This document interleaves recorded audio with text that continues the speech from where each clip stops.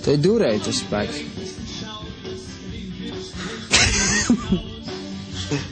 Mikelsons. Rīmā puika, bet dažreiz es viņu nesaprotu, bet tad es iedomājos, ka gadu atpakaļ es varbūt biju vēl lielāks tāds jokājums.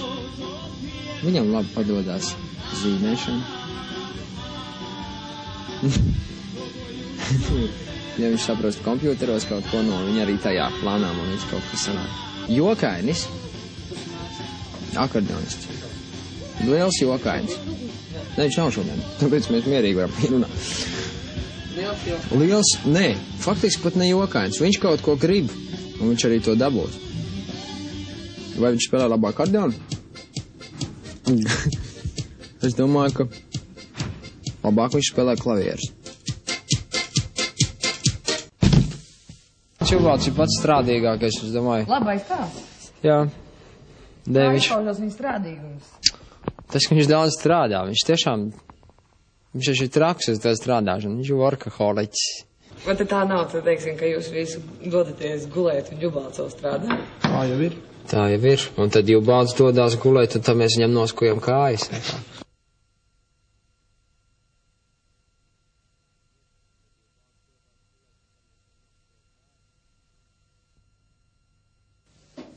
Lūk, skuvējs Mihelsons. Bet es esmu tikai pēdējais skuvējs. Kur tīri? Šeit. Nu, tīri. Man būs ļoti taisnīgs. Kāpēc es vienmēr? Te vēl vienmēr. O, šitā nav tīri. Šī ir tā robeža. Kad var un kad nevar. Jānis Ģubalds, pievēršamies, reku. Viņi nāk galvenais monstrs. Jautājums ir tāds, lai skatītāji nepārprastu, ka, teiksim, tas, ko viņi redz, ka tas nav nekas, tāds šausmīgs, tu neapvainojies. Par to, tu neapvainojies par to, ka tev noskuva roku līniju rakstā Londonā. Neapvainojies. Nē. Klāt. Pie jaunos kūšanās putu izmēģināšanas uz sejas viņš pamodās.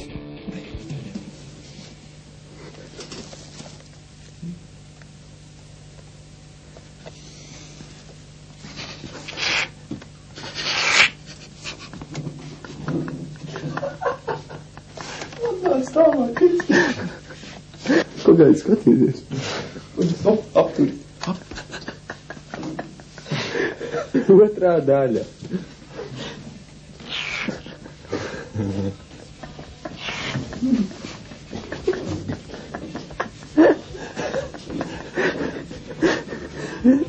Mākslinieks. Vērotājs. Rudolfs Blaumanis. Izpildītājs. Ak, tu dieniņ, modelis.